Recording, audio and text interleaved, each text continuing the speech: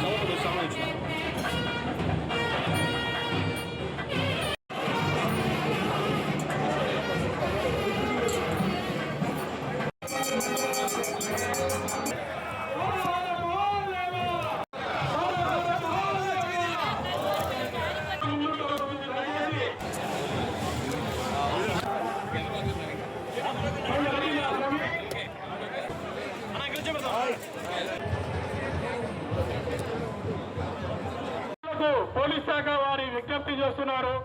మీ బంగారు ఆడాలలో స్వామివారి రథము ఒక 10 అడుగులు